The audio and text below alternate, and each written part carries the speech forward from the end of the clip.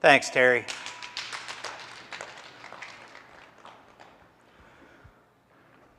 Anybody still grazing their livestock? They're out grazing today? Good. That's more than the last talk that I've done. But our cows are still grazing. And it looks like we've got about 40 more days, and hopefully our grasses start growing by then.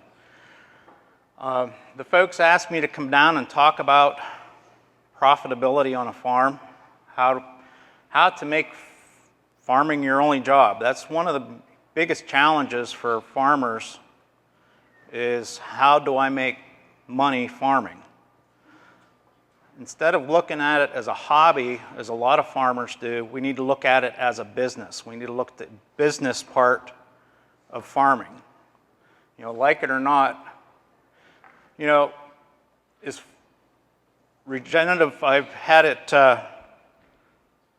regenerative farming your only job. Let's say, how about a career? Because a job is something you go do for money. A career is something that you keep adding upon. When we first started grazing, we were only out grazing 120 days a year.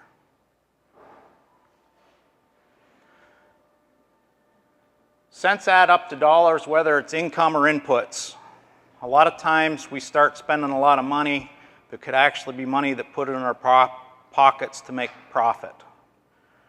So whenever we go to anything that I have to buy on the farm anymore, I look at it as how many lambs or how many calves or how many cows is it going to cost me? We only have so many lambs, so many cows, and so many calves that we can sell off the farm. So anytime that I go buy anything significant, what's it going to cost me? How many calves? So we're going to go into we're going to talk more management this afternoon. But I want to talk efficiency, productivity, adding value to your product. I'm not a marketing genius by any means. In utilizing all our land. Oftentimes, many farms don't utilize their land to the fullest. Terry pretty much went through all this part here already, 220 acres, 130 acres of pasture. We have 15 acres of rented land a mile and a half up the road. I brought some things. You can look back here on some of the innovation that we do. Anything that I do on a farm, I try to improve upon and make it faster, more efficient.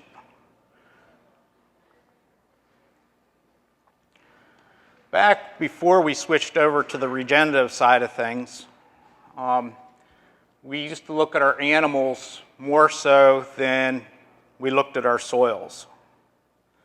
And after having problems being on a first name basis with the veterinarian, I decided to just throw my hands in the air because I wasn't making any money.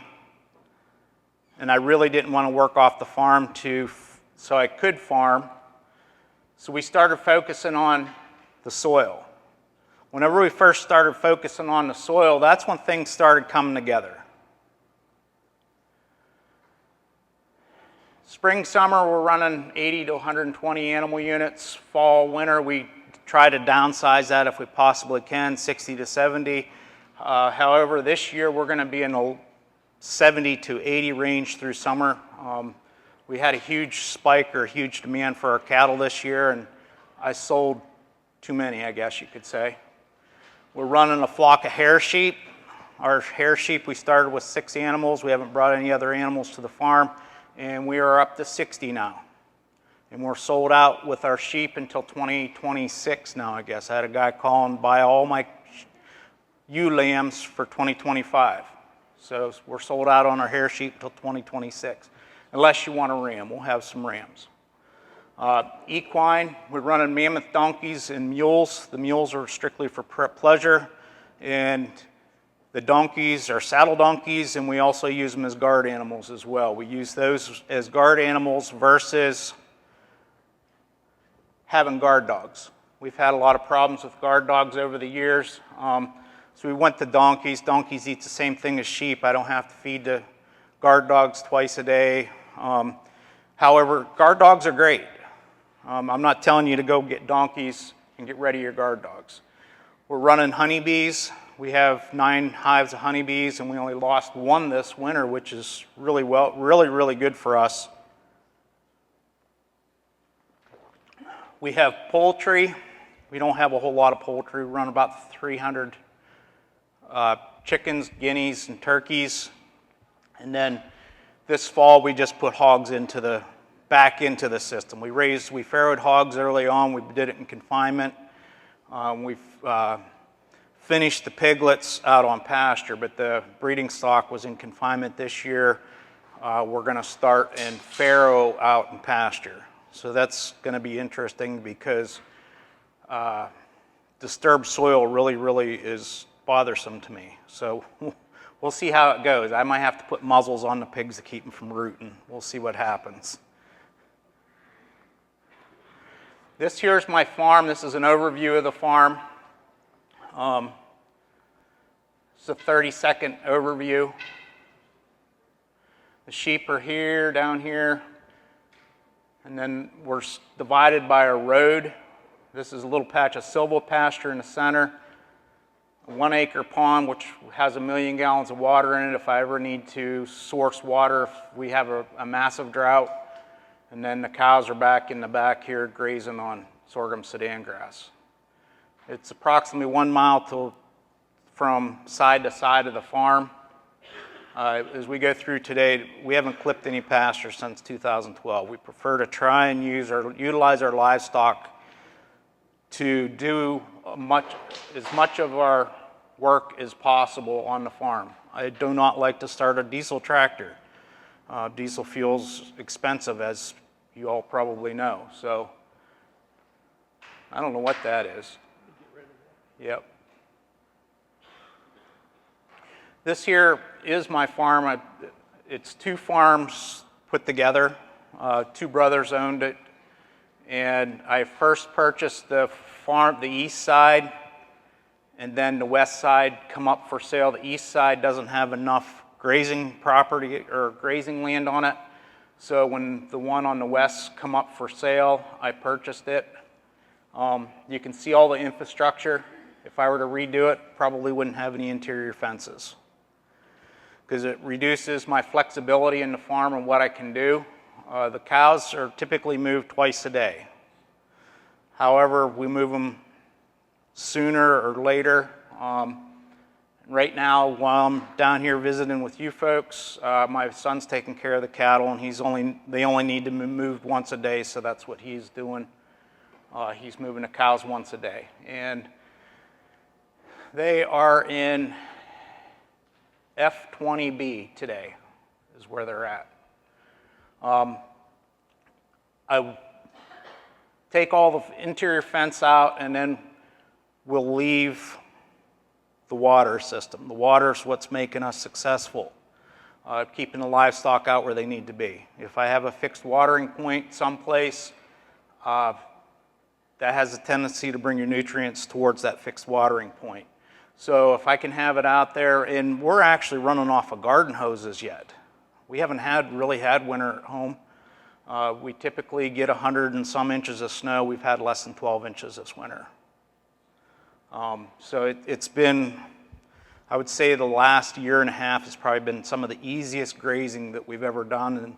And as far as on the East Coast of the United States, working with other producers, it's been a real nice time the last year and a half grazing. So, and then this here's my lease property.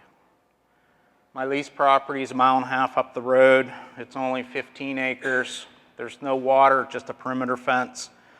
We use a solar water pump to pump water out of a creek. And then the flexibility of not having them interior fences is just, it's tremendous. And whenever you learn how to set fence and are efficient at it, you can set fence relatively quickly. Our cow herd, in the summertime, we can move them 4 times a day, set the fence, pull the fence, move the cows, keep the water with the cows, drive to them and back in less than 1.5 hours a day. Oftentimes the cows, when we're moving them twice a day, I don't spend a half an hour a day taking care of the cows. And the same goes through with winter. The only time that it really slows us down in the wintertime if we need to bring in portable windbreaks, which we'll do that to keep the nutrients where they need to be. We won't move them into the woods if it gets windy or cold. And what else slow us down? Snow. 30 inches of snow is pretty hard to trudge through. So sometimes I'll have to park the side-by-side and get the four-wheel drive tractor out and get out there to set the fence.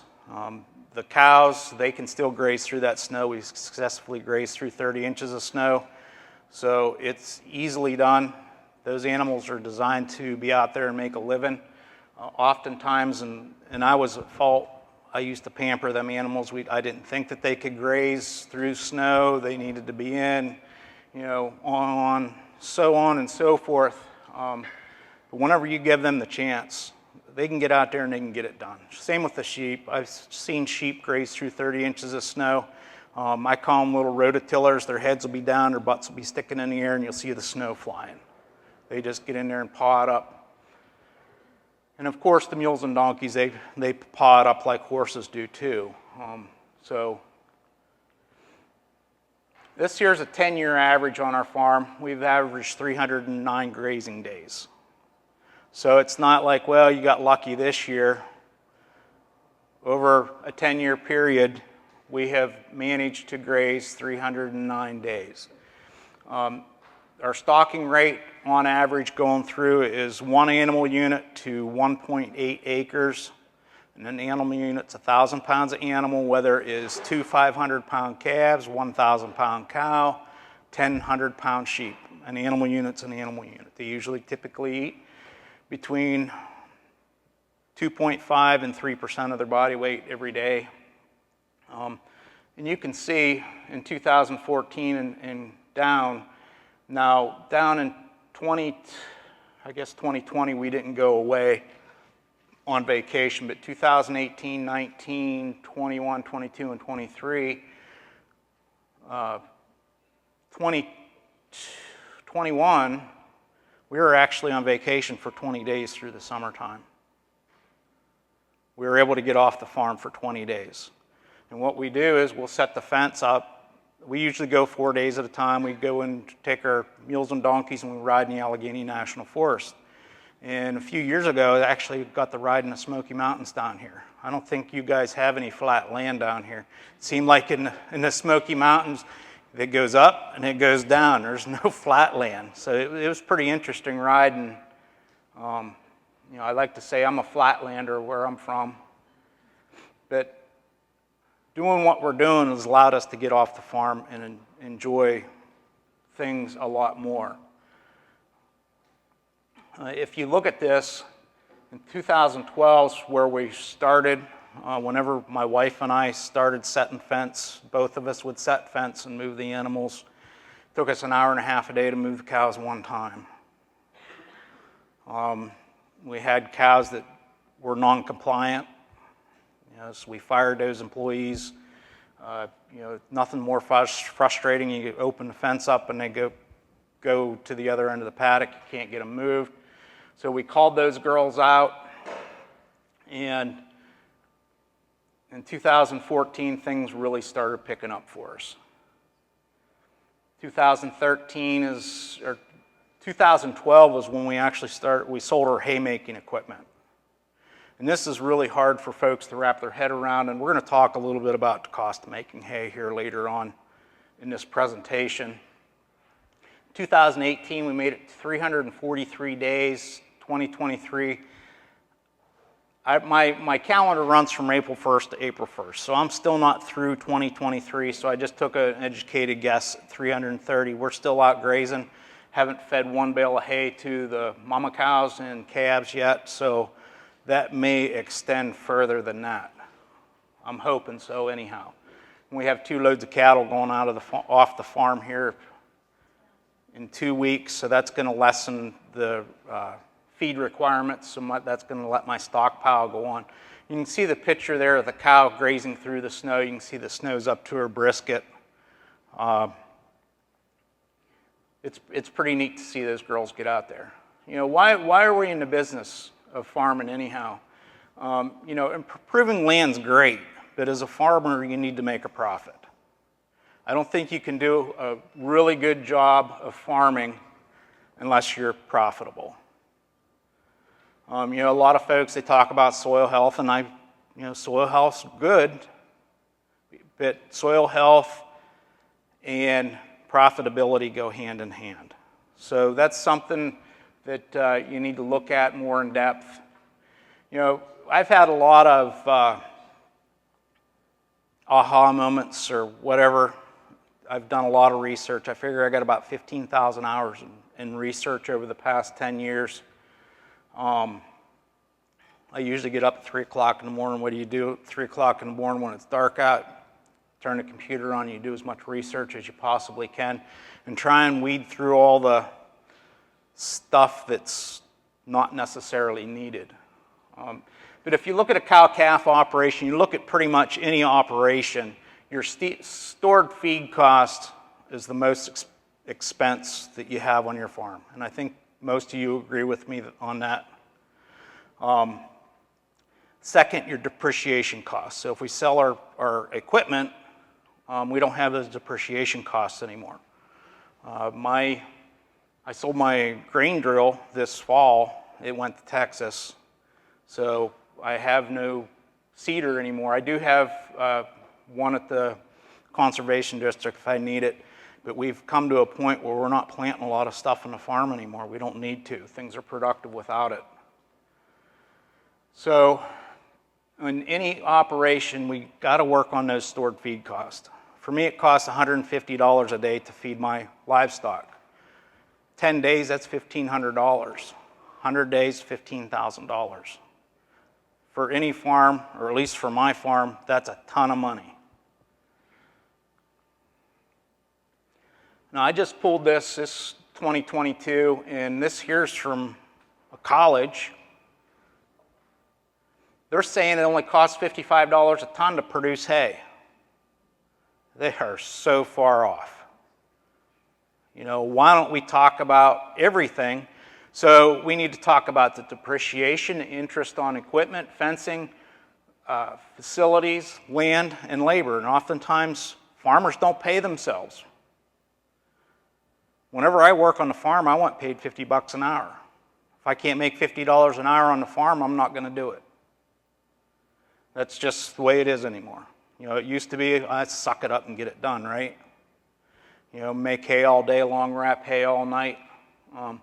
So this here's a good example of whenever you're going through things and researching, don't believe everything you see, or just kind of go through and try and figure out why they come up with $55 a ton to produce hay.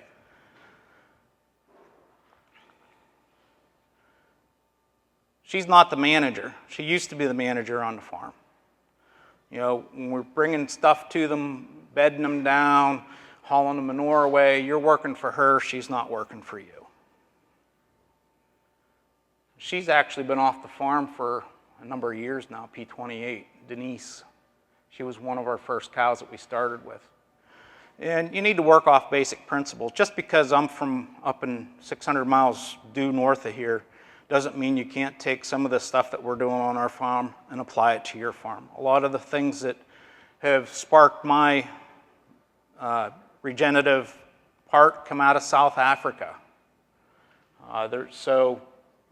South Africa and northern Pennsylvania, they're two totally different climates. So if you apply simple principles, you can perhaps extend your grazing season, your profitability. And you can see our calendar, April 1st to March 31st, 2011. I thought I was rotationally grazing. It's moving the cows every 7 to 14 days.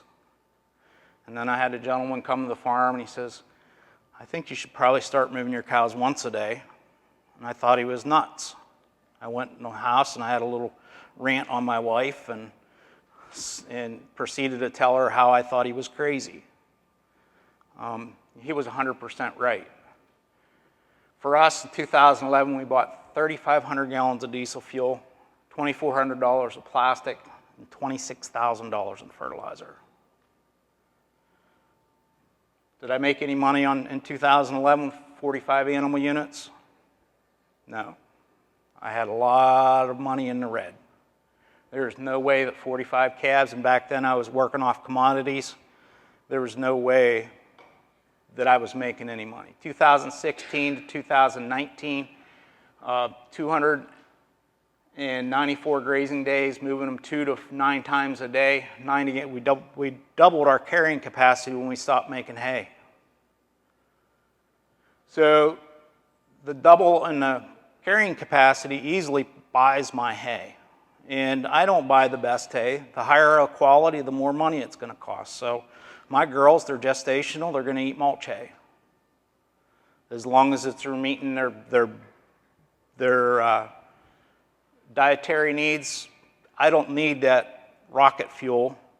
And we don't finish animals through the winter. If you're finishing animals through the winter, it's going to cost you more. So we try to finish during the summer. Beef cattle have this thing called compensatory weight gain. And I've done experiments with this.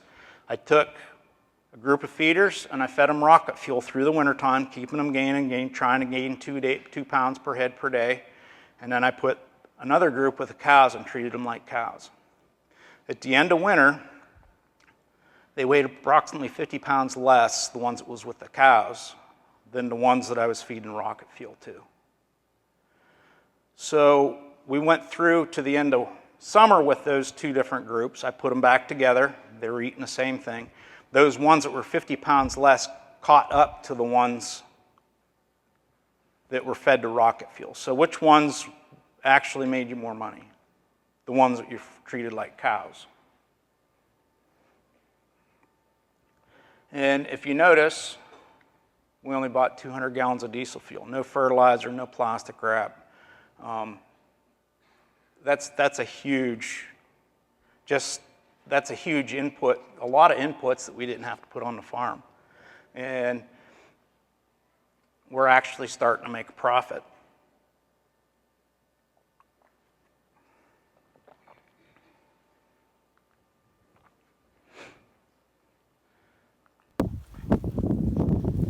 That cow there is in your ears. Through the snow. See, you're bringing up a mouthful of grass there. These girls, I used to put them in the barn half a day and out half a day. Ooh, there was a mouse on top of the snow. I found that they'd rather be out here. They don't want to be in the barn. Just moved them in here today. So it can be done. Yes, I'm in the north. You guys don't get as much snow down here, so you don't have to worry about it as much. This is what we call snow grazing. And the only way you're going to get cows to graze through the snow is you have to have something there for them to graze. You can't graze through the snow for 12 or 16 inches of grass. There. You need to have what they need. At least a minimum of 4,500 pounds of dry matter. Because they're not going to go through it if it's not worth grass you brought up. They'll go out there, they'll poke around a little bit, go to the gate and ball. She's in deep. And that's kind of what happened in my learning, grass there for them, teaching these guys to get out there and graze. We did bring our windbreaks. This field here lays really open. There's no wind protection. That's the same field the cows are in today. It really rips across here, so we brought our windbreaks in for them to get. I don't know if you guys need windbreaks down here or not, but those windbreaks, we pull them into the fields whenever we get winds of 15 to 20 miles an hour, and the temperatures are down in the negatives. We're going to have a lot of that this year. I'm assuming your livestock are more kind of caught us off guard here. We should have been prepared adapted to your environment, so I imagine you get down with 20, have a great day. 15, 20 degrees. Your livestock are probably looking for some place to get tucked in and out of the way, so those portable windbreaks might be something you want to look at. So, your livestock, are they adapted to your environment? Driving down here yesterday and coming in, there's a lot of skinny cows down here. I don't know for what reason it seemed like there was a lot of skinny cows. I don't know. Maybe my cows are just too fat. I don't know. I think that my cows are a little bit on the light side, but what's the true cost of your stored feeds? This is me scattering hay out, our sheep flock's on the right-hand side there, and then our cow herd is on the left. That's a little bit small. The cow herd there is a little bit smaller than what the cow herd is now. But both those fields there are super highly productive. That's been about 3 years ago since we fed hay on that. So we have hay, grain, mineral, vet costs. We don't have the grain, vet costs. I have nothing against folks feeding grain. If you're still profitable, feed the grain. I have folks, well, I don't like the taste of grass-fed beef. That's fine. But are you profitable at the end of the day? That's the only thing that matters to me. I have nothing against it. And our mineral costs have went down. We've actually called cows that eat too many minerals. We have cows that stick their head in a mineral tub, and our mineral tub is a lid off 55-gallon drum, cut to about 8 or 9 inches, and then I just dump loose salt or loose sea salt into that tub, and that's my mineral program. I used to be on a very super expensive. It cost me $9,000 to feed minerals. The first 2 years I was on this program, we went out and we tested forages, and that's one of the things that really was helpful for me, to be able to have that opportunity to go out and test forages and see exactly what we have there. So whenever I was figuring hay costs out, I kept telling myself I was making hay from $50 to $65 a ton. No matter what. I've figured this out dozens and dozens and dozens of times. And then I found this hay cost calculator, and they add things in it you never think about. And at the end of the day, it cost me $167 a ton. I had some pretty nice new equipment. You have to return the fertilizer. So it was costing me $167 a ton to produce hay. I can buy hay today anywhere from $100 to $150 a ton. That's a no-brainer as far as I'm concerned. I can pick the phone up and say, hey, I need a load of hay, and it's there the next day. If I figure out my pasture costs, and this has increased probably a penny or two, but pasture costs is around 2.3 cents per pound to produce. And then if we look over here, it costs around 8 cents a pound if I were to produce it. So if we look at the pasture costs, it's costing about 67 cents a day to feed as an animal unit, and that's figuring at 3% of their body weight. My home hay was costing me $2.52 per head per day. And my purchased hay is $2.10, but you need to take into account we're bringing fertilizer to the farm. Okay? And the numbers are all over the place on this. I've seen numbers from $40 to $90 per ton. Whatever. So we'll go with $43.55 per ton in fertilizer. So that brings the cost of my purchased hay, if I'm paying $140 a ton for it, down to $96 a ton. So it's cost me $1.45 a day to feed my animals with purchased hay.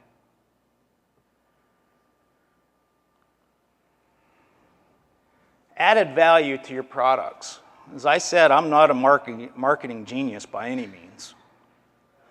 I do have a YouTube channel and I have a Facebook. I do TikTok, Twitter. TikTok's a platform you probably want to stay away from if you've got a thin skin, because those keyboard warriors will insult you every way possible. Facebook, it used to be, but there's a block button. You get those keyboard warriors that are getting nasty, hit the block button, it's done. You don't need to worry about them anymore, unless they create another account. Some of them get so mad at you they'll create another account and come at you again. So what kind of products are we selling? Breeding stock is my main stay on my farm. Reason being for that is those animals are out there and they can get it done. And people respect that. This here's one of the bulls that I sold to a gentleman. He was just tickled pink. He was sending me pictures of his bull all the time. About once a week he was sending me pictures. Nice full, nice level back, nice hump, curly hair around his neck. Meat is my secondary. And then feeders, lambs. We used to have goats. I've been trying to find a good hardy goat, but I haven't found one that could live on the farm. And then ultimately what we're selling is grass, okay? In our breeding stock, I try to post a post on Facebook at least 3 to 4 times a week, and it's moving the cows in the morning because that's what I normally do. If I'm with the kids, we'll do one a sheep post or a pig post or whatever, showing everybody. We be totally transparent with people. Whenever I sell breeding stock, I don't sell it because you want to buy it.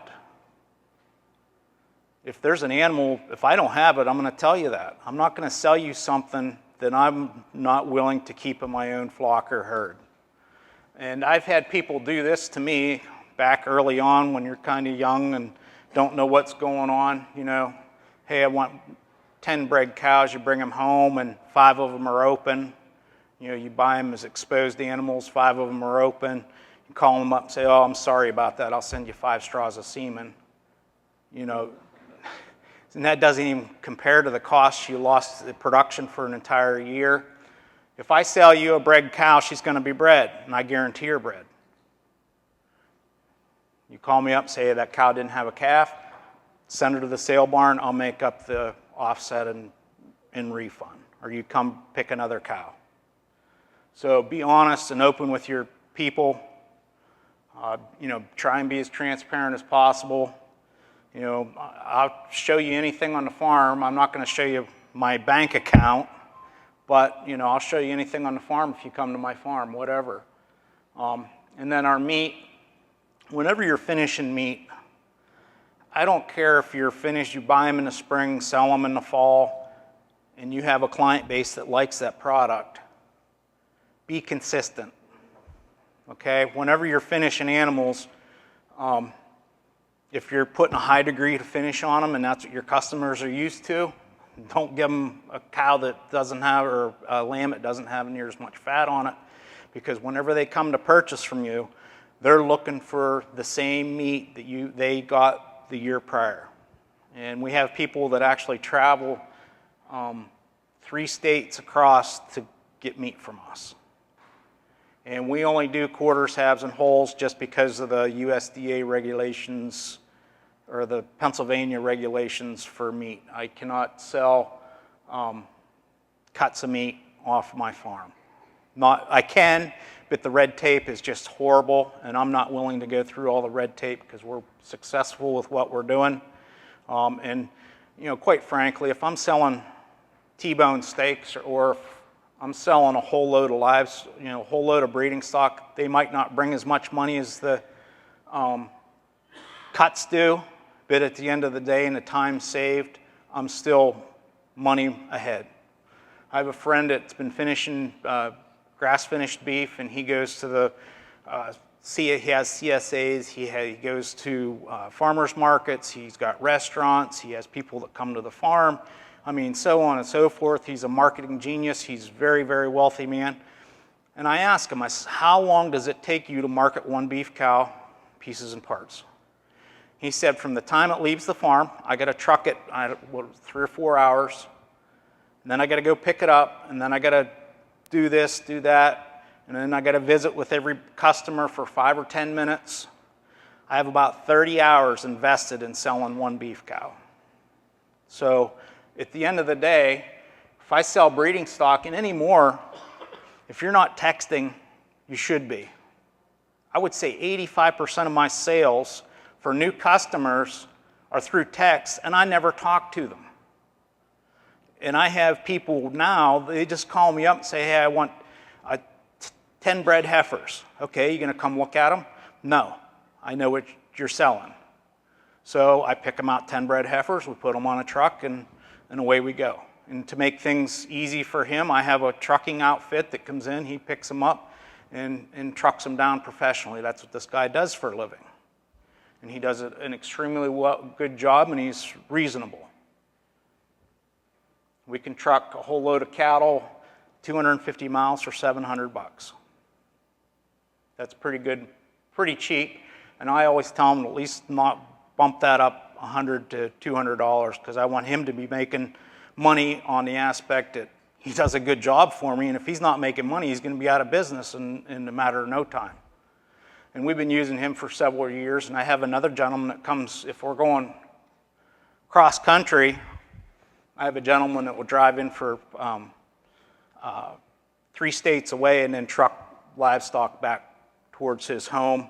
He charges $50 an hour to truck livestock.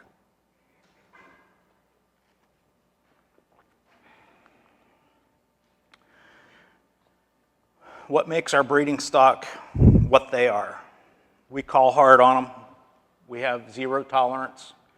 Fertility is number 1. That cow or sheep, she has to wean a healthy, marketable lamb or calf. Temperament. If she sticks her head up, I call them owl heads, you know, those ones, they stick their head up and they just kind of look around and go to the other end of the pasture when you step in. When we have field days on the farm, there's oftentimes folks they go right in with the cows, and you know, there's no problems. You just got to work your way around the cows because they're not going to move out of your way. But we don't deal with temperamental animals, sheep, cows, whatever. They need to be able to withstand your environment.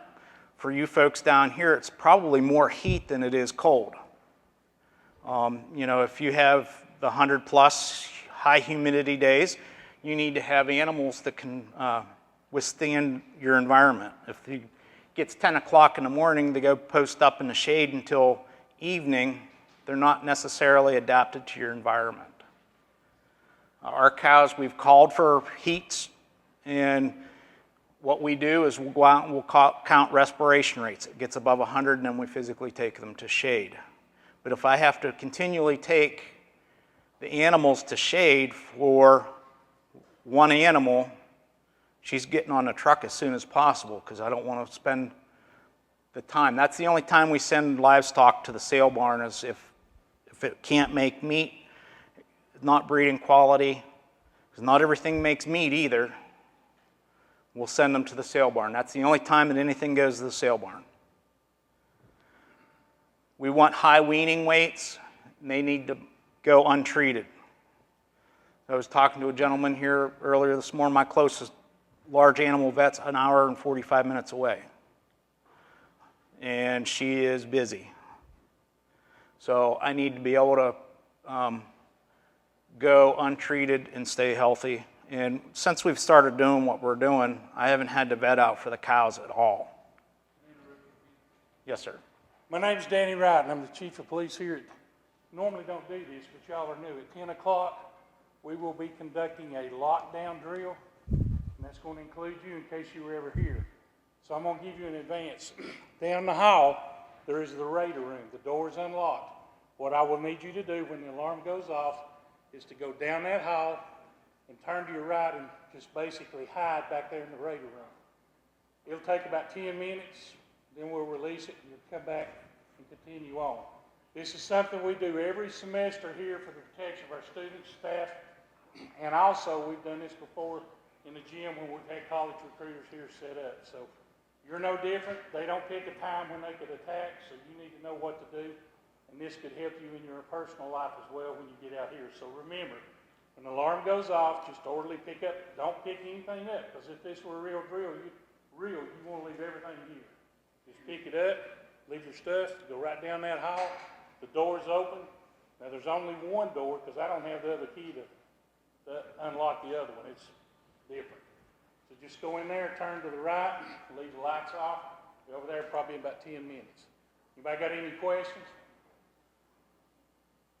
We used to try to make allowances, but for people like you that are coming in here for conferences, but like we said, they don't make any, active attackers. And if you saw Kansas City, they had one yesterday. They had another shooting I think it was on the eastern seaboard yesterday. So we do this and we take it seriously. So if you'd help us, I'd appreciate it. Thank you. Sure.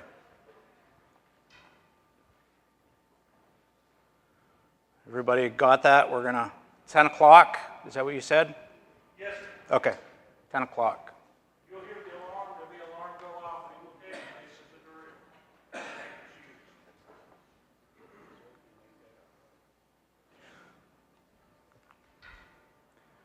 Adapting livestock to your environment. This here switchgrass and big blue stem and Indian grass, typically after it frosts, the quality goes way, way down. Switchgrass, usually in this stage of growth, or actually in this stage that it's in, it's about 2% crude protein. And for the most part, any animal that is too low. So in this instance here, I can't expect them animals to make a living on 2% crude protein. So what we'll do is we'll have a field adjacent to them that's higher quality, and we'll move them into that higher quality field every third day, which that helps them digest this stuff that's not as high a quality. And typically we can find a field that's usually around 19 to 20% crude protein. So that really helps the digestibility of this pretty rough stuff. This is a cow on my farm when we sent her to the sale barn, and that was back when we were still doing commodities, 1,927 pounds. She was a big old girl. She heat stressed. You can see the dirt pasture that we used to have. She weaned a nice calf. Calf weighed about 750 pounds. But if you look at it at the end of the day, it was only 39% of her body weight. So we've been working on our cow size. Last year, we haven't weighed our cows yet this year, but last year, average cow size for regular Angus cattle, with some Wagyu influence in some of them, our average cow size is 1,007 pounds. This cow here in 2018, we weighed her calf. She weaned 51% of her body weight. 2019, I didn't re-weigh her, so I just went off the year prior. So her weight could be up or down, 50 pounds, whatever. She weaned a calf at 668 pounds at 57% of her body weight. Yes, sir? Is that 205 days? Yes. Yes, I try to weigh it 205, but we leave the calves on. Our calves are still on our cows right now. And that's a cornfield. But yeah, you're right, 205, because we got to stay on the same page. We can't weigh them at 10 months and go from there. We got to stay on the same page. It's just like an animal unit. 1,000 pounds is 1,000 pounds. So what is the livestock efficiency and profitability of a 1,500-pound cow versus a 1,000-pound cow? Now, if you're sending calves to the sale barn, the feedlots, they want the bigger framed animals so they can put more weight on them, and it costs them less to have them processed. So if we have a 1,500-pound brood cow, body weight intake 2.5, 37 pounds of dry matter per day. She needs 13,688 pounds in order to just maintain. Okay? Take a 1,000-pound animal. In order for her to maintain, she needs 9,125 pounds. That's a lot of difference in the two sizes of cows. Now, yes, your commercial guys don't like the smaller framed animals, and that's fine, because as a small producer, it's very hard to send animals to the commodities market and make any money. So you have to make your livestock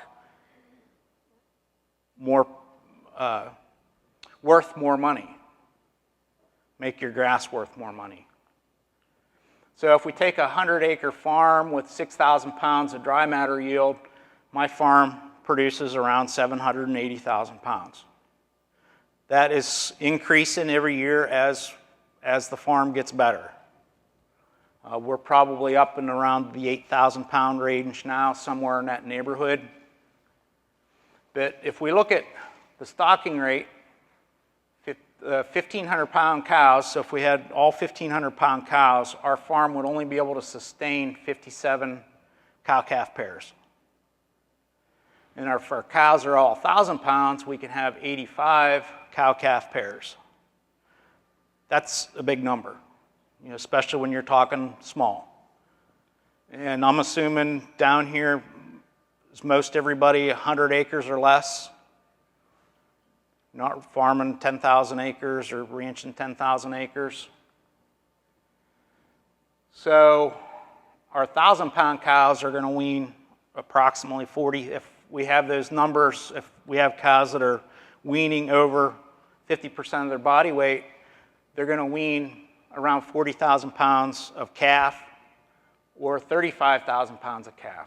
However, I don't know. I've been watching the livestock markets, and I haven't run the numbers, but on my way down here, I was listening to an auction, and there was calves selling for $3.40 a pound in Nebraska, 6 and 7 weights. You might be able to make money selling commodities, but if you're like me, you send your animals, and that day the market will be flooded, and you'll get a lower price. But $3.40 a pound for feeders. I thought I was doing good back whenever the market spiked high and we got $2.70 back years ago. I don't remember what year that was, but we did pretty good that year. At the end of the day, it's going to cost you less, not as labor intensive. A lot of folks want to argue with me on the labor part. I don't work after dark. It gets dark out. I'm inside, spending time with my family. I'm not out planting. I'm not out tilling. I'm not out making hay. So it's not as labor intensive. And most of you will agree with me, if the livestock are outside, they're going to be healthier. And you're going to improve your soils faster just by selling our hay equipment and going to a one-time-a-day rotation. We see a huge improvement in our farm in just 1 year. It doesn't have to take 10 or 12 years to see improvement. And that's a native stand of big blue stem, switchgrass, and Indian grass. There's also a lot of native forbs and legumes in there. If you ever messed with the native legumes, I'm kind of regretting the thoughts of putting native legumes in there. You'll go in there and you'll come out looking like a chia pet. Those things, the seed pods on the native legumes stick to everything. And it doesn't matter. I swear them things will stick to plastic. I mean, they're really bad. And then if you get one in underneath your shirt, you're going to get a sore before you know it. So I'm kind of regretting that. University of Oklahoma, cows with the highest milking ability actually gave less milk than the average milking ability as forage quality declines. You'll agree with me, as you go through the year, your forage quality starts declining. Your highest quality is at the beginning of the year. And through testing, just for your information, and the dates are going to be a little off for you down here, but at home, when we're grazing, we'll graze our cows until about the 1st of July.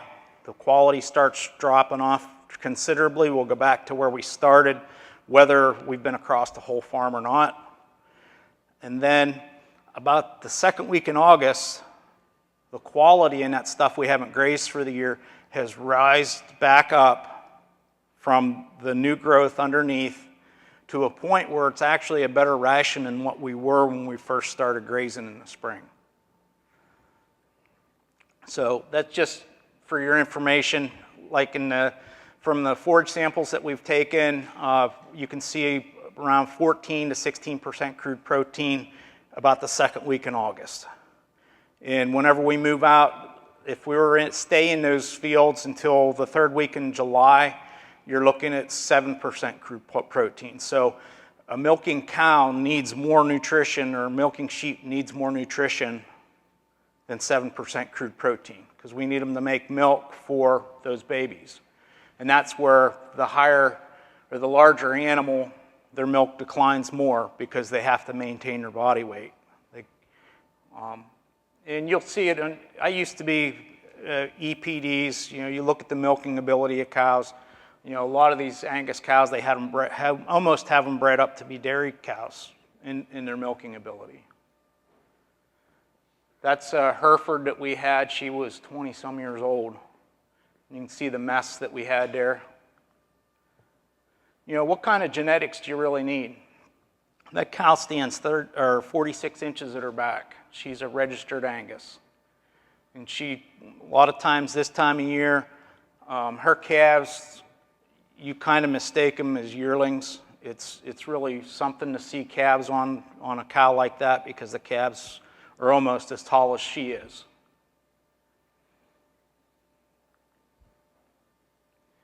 What other types of income does your farm provide? For us, we're very diverse. Not only the livestock we have, we do mushrooms.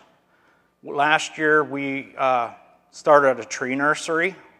We're grafting over 700 fruit trees this year and selling them. We're going to plant some of our own, but we're going to sell the fruit trees. We've collected seed.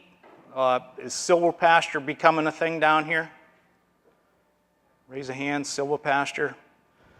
Well, it's hitting hot up in Pennsylvania, so it's a good time to have a tree nursery, because the farmers need thousands and thousands of trees. Honey locust is a hot one, so I went to State College, collect honey locust pods off of huge potted trees. I took them home, thrashed them out, and started seeding them. I have beds of honey locust that I'll have available for other farmers. Hunting. I'll have a picture of my buddy from last fall. We had a cow egret visit the farm, and he was there for a month, or she, whatever it was. I'm hopeful that it brings a partner back with it and it nests. Because if it nests, my farm will be crawling with birders. They'll be lined out the driveway wanting to pay to see a cow egret on my farm. So that's agritourism. And then for us, there's a lot of wood.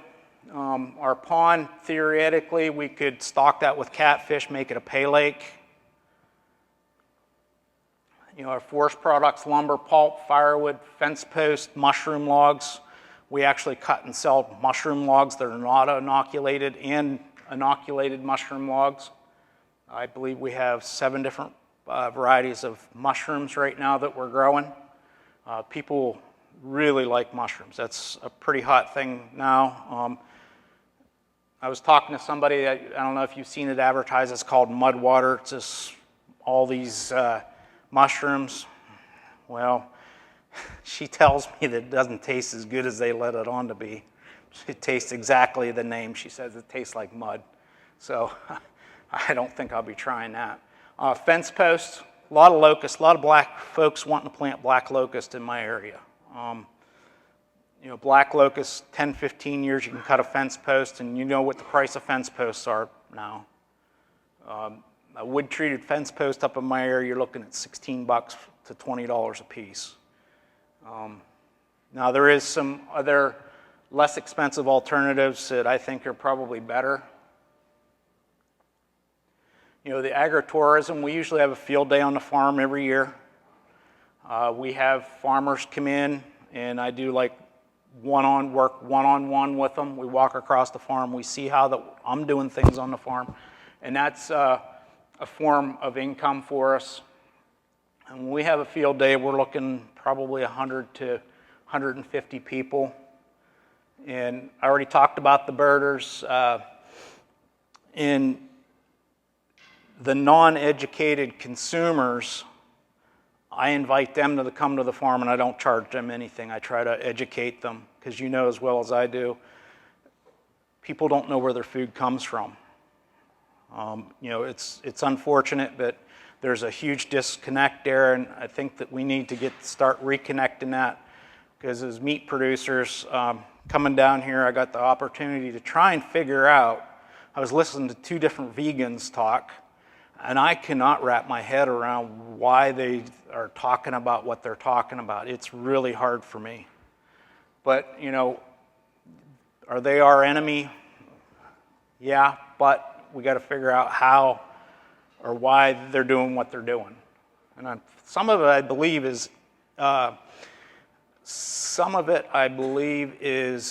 attention. I don't think that they really know what they're talking about.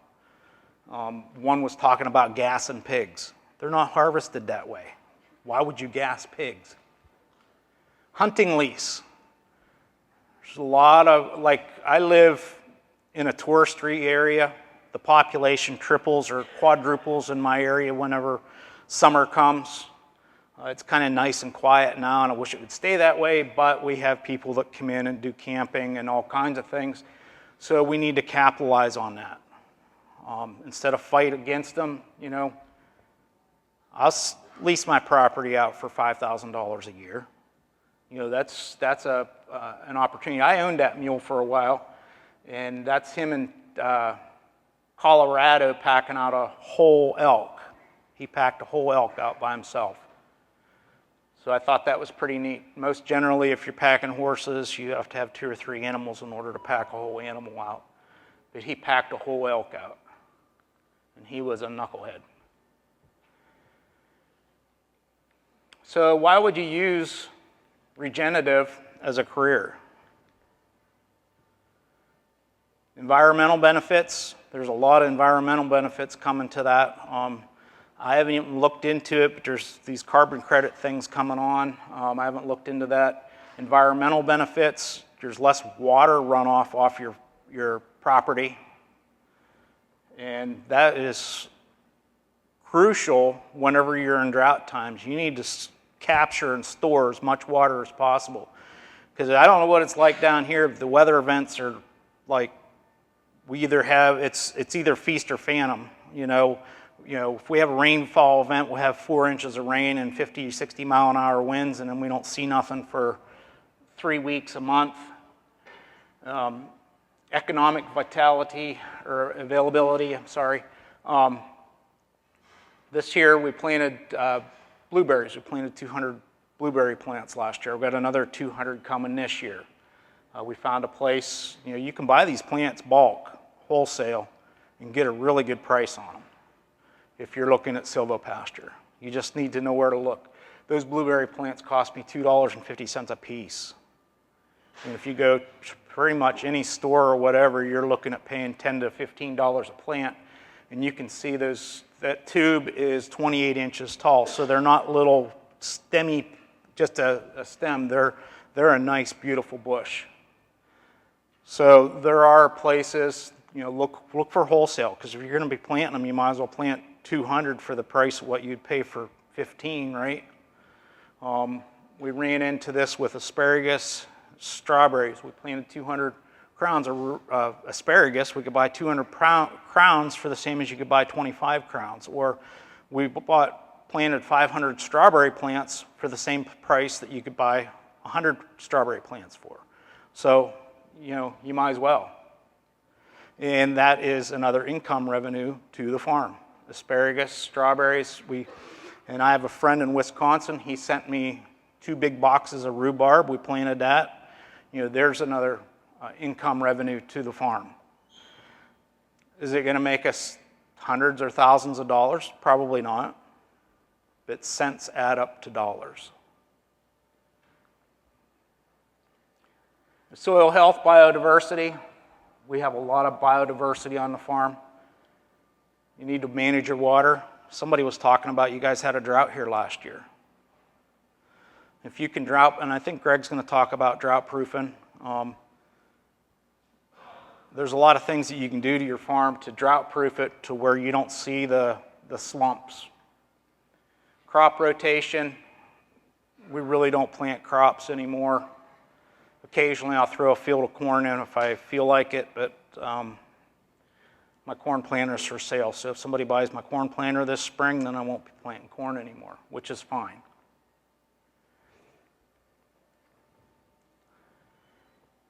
Regenerative farming as a career, you're going to have long-term soil fertility.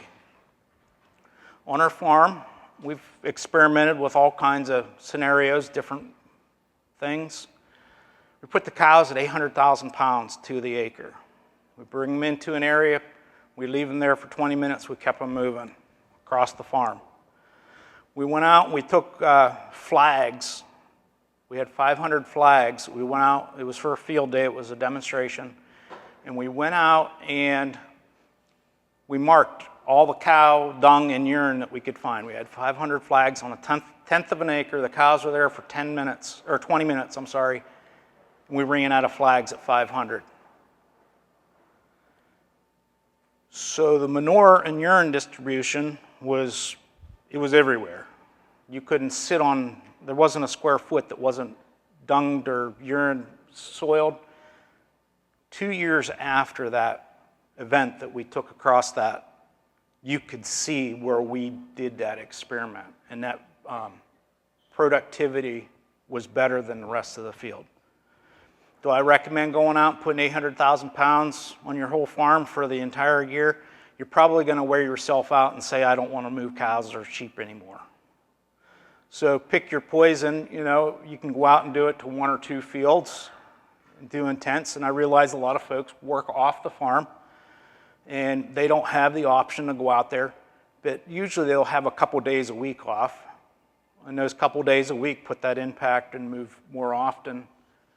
So that is definitely an option. And I have Springgate release back there you can look at if you want to build yourself one.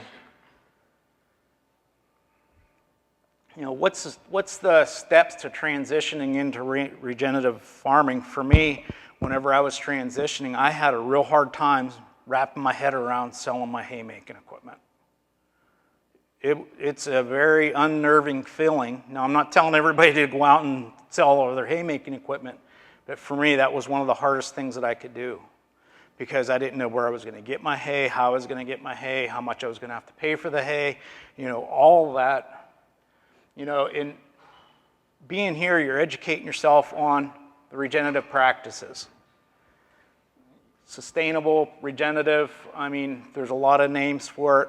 To me, it's low input and bulletproof in your farm so it can stay. Start small and scale up. Whenever we were starting with the native warm season grasses, I took 2 foot by 4 foot plots in my backyard and I planted native warm season grasses. That's how I started because it was something I didn't know nothing about. And a lot of folks in my area don't know anything about it. They don't know what switchgrass, so I had to figure it out on my own. And we've actually, on the natives, we've actually done some eastern gamagrass, which is probably one of the, other than deer tongue, is probably one of my favorites. But I really like deer tongue. You know, what are your financial considerations? You know, your initial investments, if you're just starting out, you don't necessarily need to go buy all that stuff. We have these things that we call needs and we have these things that we call wants. A lot of times we don't need the wants. So, you know, it'd be nice to have a 150 horsepower tractor with air conditioning and a stereo and heat and all that. But do I necessarily need it? No, I don't. My tractor's a 35-year-old tractor with a loader on, open cab. I put less than 8 hours a year on my tractor. Being that I don't have my grain drill anymore, it's even going to be less than that. So one of the problems that I'm running into with these equipment it sets, the hoses crack and deteriorate, and you got to use it, you got to fix it before you use it. So maybe you ought to get it out and run it around every once in a while, but I just don't want to start it. You know, Potential income streams. Sit down and brainstorm. What is the potential that you can have on your farm? Because for me, when I was just doing cattle, I was not profitable. You know, in a year like this year, you would make a heck of a good living. Next year, price of cattle might be 15 cents a pound. I've seen it that low. 12 cents a pound. I've sold cattle at 12 cents a pound. You're not going to make any money doing that. And there are a bunch of government grants out there. Some folks don't want to mess with them. But there are a lot of programs out there. In our state, we have ACAP. Do you guys have ACAP down here with your conservation districts? They'll help you with most any conservation plan. You just need to talk to your conservation district, talk to your local NRCS. There's a lot of stuff out there that you can get. My silvopasture, I've had folks come to me and want to help pay for it with grants, and I'm doing it on my own. My silvopasture is being done on my own. You know, there's a lot of success stories out there in farmers transitioning into the regenerative practices. Just be careful when you get on YouTube and start watching some of these guys. Some of them are not telling the whole story. They're just doing it for views and ratings. So just be careful about that. I see a lot on there, and you know, they have hundreds of thousands of subscribers, but it's more of an entertainment thing than it is a regenerative helping the other farmer thing. My farmer, I try to keep it transparent. That's my son. He's the pig expert. He's the pig whisperer, I guess you could call him. He takes care of the hogs, and my daughter takes care of the sheep.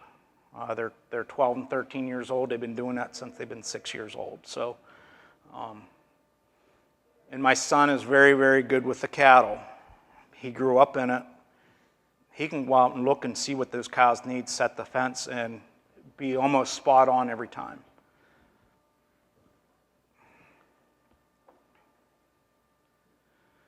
You need to overcome those challenges. For me, it was selling my haymaking equipment. You know, your community engagement and support. A lot of folks try to sell local, which is a great thing. You know, you're not trying to feed the world, you're trying to feed your community. Managing risk, I've made quite a few. I've had a lot of learning experiences, and that's how we learn. Learning experiences, mistakes. You know, we want to try to keep those mistakes to as low mistakes as possible, because some of them get very, very costly. And a lot of times it's whenever you go out and start purchasing equipment or something high like that you necessarily don't need. You know, let's make better mistakes tomorrow. You know, that's how we learn, is through our mistakes. So let's make better mistakes tomorrow. Training, education, opportunities, workshops, courses. There's online resources. That's where I source a lot of the information that I've learned, is online research sources. I've done a lot of workshops, conferences, networking with other regenerative farmers. Don't go out and talk to the conventional guy and tell him that you're going to want to move your cows once a day, because he's going to think you're nuts. Or they'll tell you that that won't work. I've heard that thousands of times. That won't work. So be careful in that aspect. You know, if you have a naysayer, just listen to them, be nice to them, and walk away from them. Tools and technology for regenerative farming. Precision agriculture. My cows are pretty precise about how they harvest. The sheep are too. And we'll talk more about that. Cover cropping. Cover cropping is a great way if you're just starting into the regenerative side of things and you're starting to progress or transition into all livestock. We've done some research with Penn State, which was kind of Penn State University, which was kind of interesting, because Penn State is kind of, and I'm sure that some of the other colleges, they're really conventional. But we did learn some things through that cover crop study that we did with Penn State. 30% of our grazing came on 10% of our land using annuals. 30% of our grazing came on 10% of our land using annuals. So if you're just starting out and you're building your farm, because small farms or ranches don't have 10 years to become productive. I've found that the small farm, if you have to wait 10 years to become productive and be profitable, you're probably going to go out of business. So we need to grow some forage, and we need to grow it now. Anybody recognize him? Anybody watch the YouTube channel? That's Scout. He fetches the hooks. You can see all of my gate hooks got chew marks on them. But I put him in a lot of videos.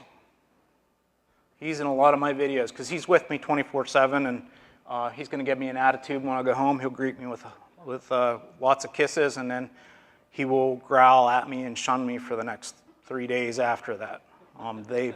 Border Collies are people in furry coats.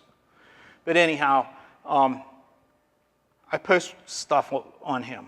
You know, he's with me. I don't say I have puppies for sale. I don't say that I stud them out or anything like that. He's sired pretty close to 70 puppies. People bring their female to me, and he is actually, not a large part, but he's part of the income coming to that farm. He supports the other Border Collies and our guard dogs. Connecting with local markets, get a hold of your conservation districts, your extension. Those folks can point you in the right direction. And I believe, just the way that I've seen things transform in the last 10 years, I believe that online is going to be the way it's going to be in the future. You know, you get on the computer, you pick out what you want to have for dinner, they pack it in a box and send it to you.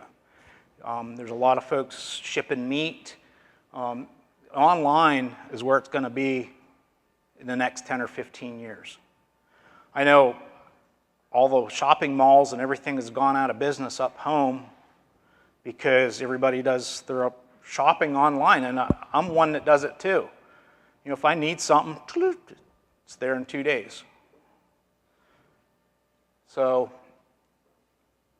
you might want to build to the online sales platforms as part of marketing.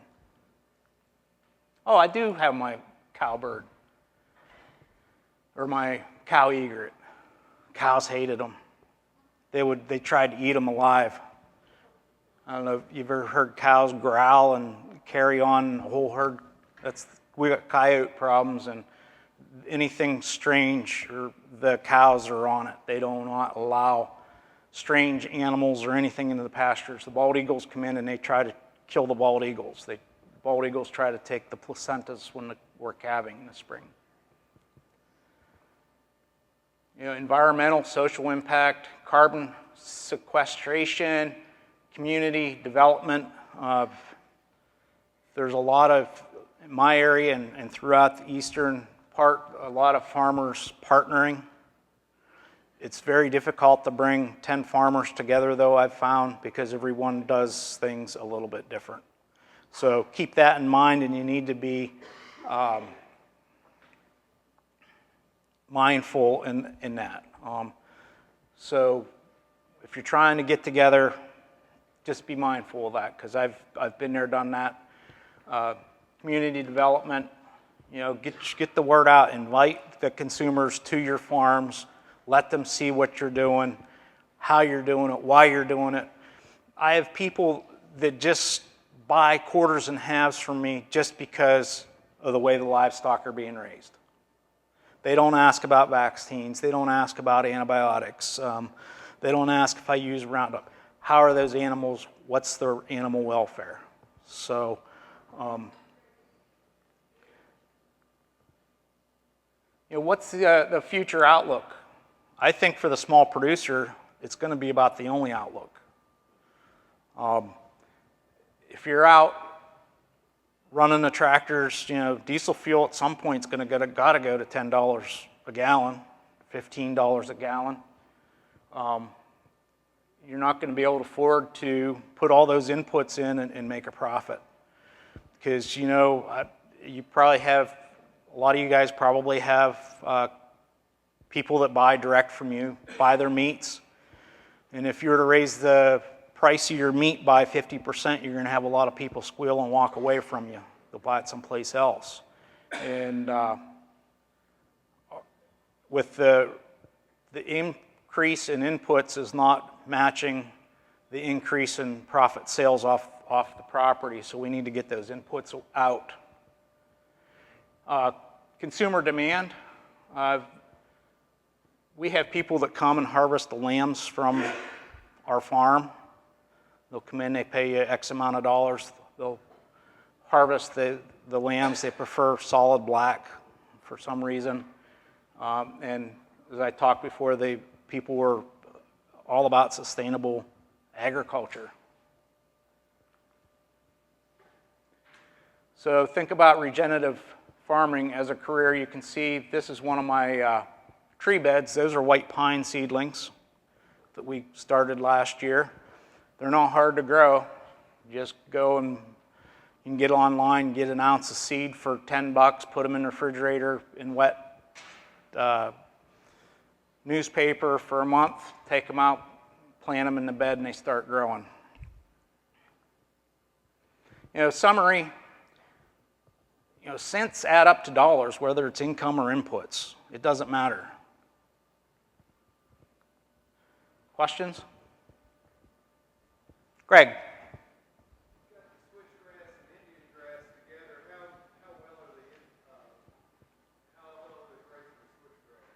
How well do they graze the switchgrass?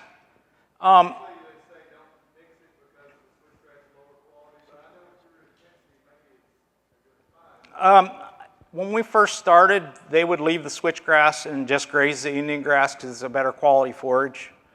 And another problem that I found with switchgrass versus Indian grass, the Indian grass and the switchgrass grow at two different rates. The Indian grass matures later in the year versus a switchgrass. It almost takes an entire year for Indian grass to mature.